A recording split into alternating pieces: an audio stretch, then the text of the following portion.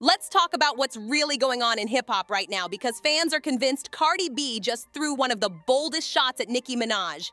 And she did it in a place nobody expected. Not on her own track, not in some random freestyle, but right on Young Thug's new album. And the way fans and blogs are piecing it together, this could be one of the messiest chapters yet in their never-ending feud. Cardi's feature on the song On the News immediately caught everyone's attention. In her verse, she raps about a woman who gets beat on. And instantly, fans started connecting dots. They weren't just hearing a generic lyric, they were hearing a shot aimed directly at Nicki Minaj. Why? Because at the exact same time, rumors had been circulating about tension in Nicki's marriage to Kenneth Petty. We're talking about real messy gossip blogs reporting on supposed domestic drama, arguments spilling outside the home, and even neighbors allegedly calling the police.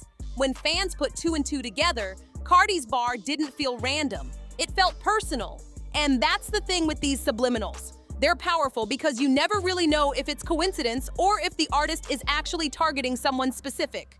Cardi never said Nicki's name, but fans didn't need her to. They were convinced it was a veiled jab. Let's rewind for a second and look at those rumors, because they're the backbone of why Cardi's verse is being interpreted this way. According to reports, police were called to Nicki's gated neighborhood after what was described as a domestic dispute. Gossip of the City, a blog known for dropping insider tea, claimed neighbors saw Kenneth walking down the street after clothes were tossed out of the house. That's the kind of story that spreads like wildfire, not because it's confirmed fact, but because it plays right into the narrative people want to believe. The image of Nicki and Kenneth having a blow-up fight while neighbors watch. That's the type of gossip that fans eat up and rappers can weaponize. So when Cardi delivers a line about a woman getting beat on, people don't hear just another lyric. They hear her pointing straight at Nicki's rumored situation, using the exact language that's been buzzing in the gossip world. Of course, none of this happens in a vacuum. Cardi and Nicki's beef is one of the longest-running feuds in modern hip-hop. It's been years of back and forths, sneak disses, and entire fan bases fueling the fire. Think back to that infamous 2018 New York Fashion Week incident when Cardi literally threw a shoe at Nicki.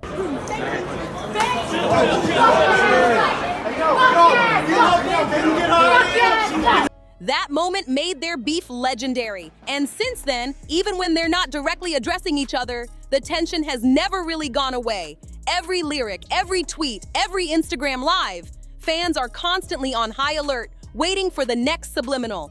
So it doesn't even matter if Cardi intended this lyric as a jab. The history between them makes people want to interpret it that way. And once fans decide it's a shot, the narrative takes on a life of its own. Now here's where it gets even messier.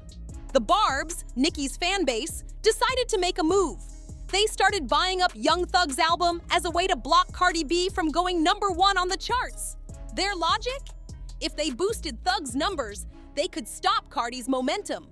But here's the gag. Cardi was featured on the very album they were buying. So in trying to take her down, they were literally helping her. The irony is wild. And if that wasn't enough, Young Thug himself revealed he pushed his album back so Cardi could have her shine.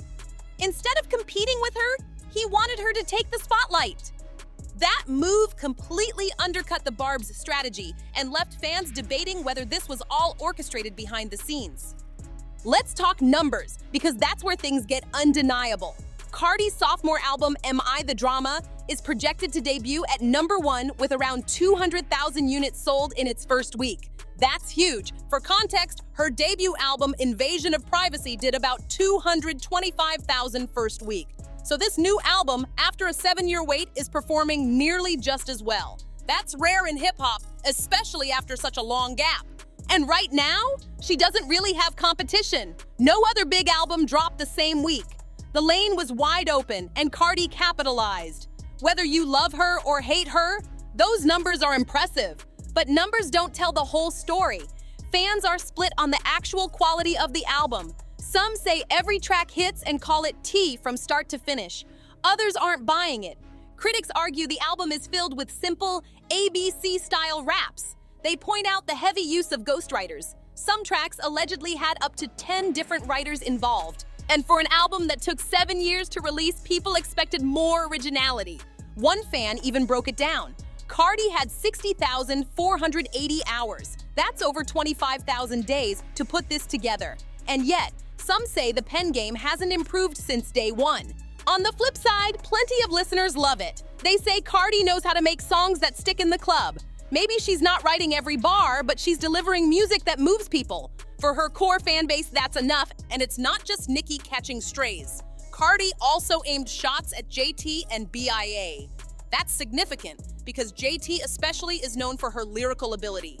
Fans are already hyped about the possibility of a diss track in response. BIA, on the other hand, has a smaller platform, but Cardi going after her makes the feud feel even bigger. It's not just about one rival anymore. Cardi seems to be swinging at multiple directions, daring anyone to clap back. And fans know how this works. Diss tracks spark more diss tracks. The more names involved, the more momentum the drama gets. It's the fuel that keeps rap beefs alive.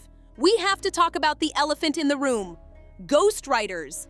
Cardi's critics never let this point go, and with Am I the Drama, the accusations only got louder.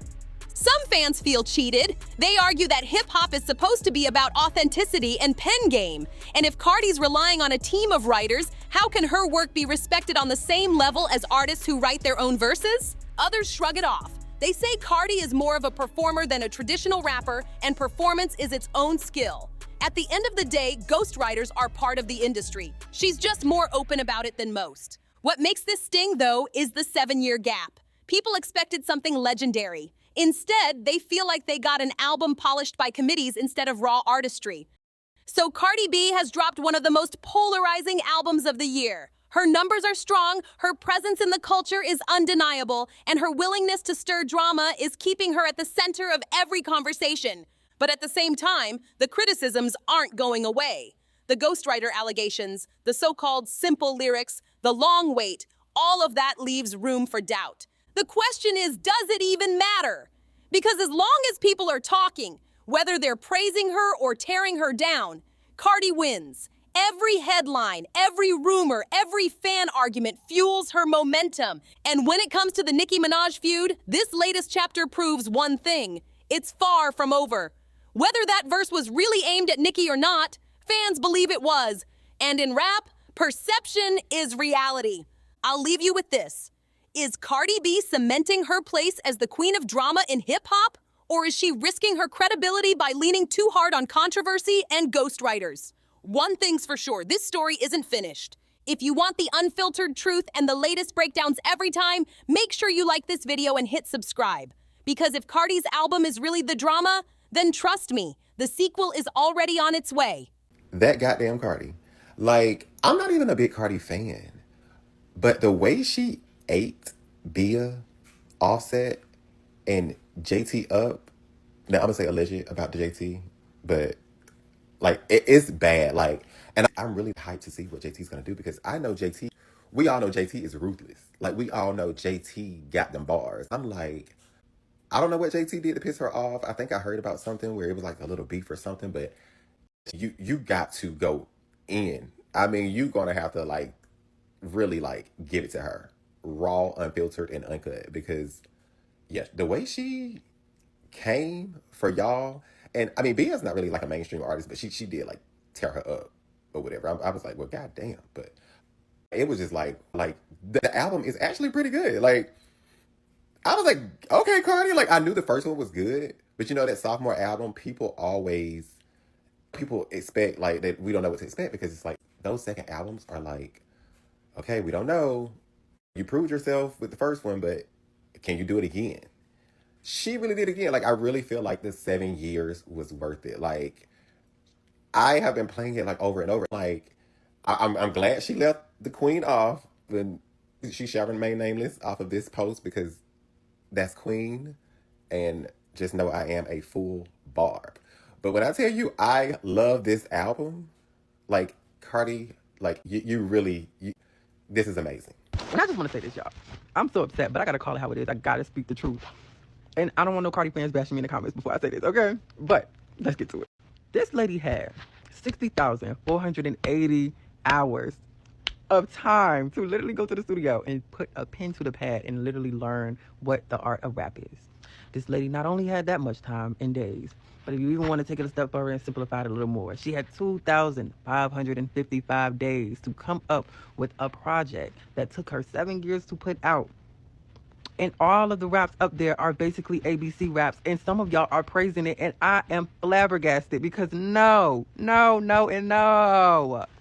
And let alone, mind you, the last thing before we go, each song is at least 5 to 10 ghostwriters, and one of them had 11, okay? But 5 to 10 ghostwriters, and it took you 7 years? Y'all, once that lady said A, B, C, D, E, F, G, these hoes can't fuck with me, I was done. And let's be honest. Let's just start off with some honesty. That Bia whack was a nasty whack. Bia, you better get up, and I mean, you better get up now. It hit so hard because you really can't name 5 Bia songs. That's crazy. And the JT piece didn't hit as hard as it should have maybe to me because Cardi B's new baby dad has down low allegations swirling around himself, and I'll just leave it at that. Look, this album is a 5 out of 10 for me, maybe even lower, but I'm not trying to be a hater because everybody got to get their coin at the end of the day. If this wouldn't have took 7 years, maybe I would have passed it with a 7 because it's just like, at least she put it out. And also it has some club songs, like some club hits. And by hits, I mean songs that you can play in the club, not hits that stick like grits, if you get what I'm saying. The problem is Cardi B's personality got her this far and not her pen, so now her fans have to delude themselves into thinking this is like the best thing since sliced bread because this is all they got in 7 years. The Bia diss was cute, but it would have been better if she would have just did like a hit 'em up Tupac style diss and just ate everybody up since she wanted to claim drama. So yeah, I Am the Drama just makes me thankful for Nicki Minaj.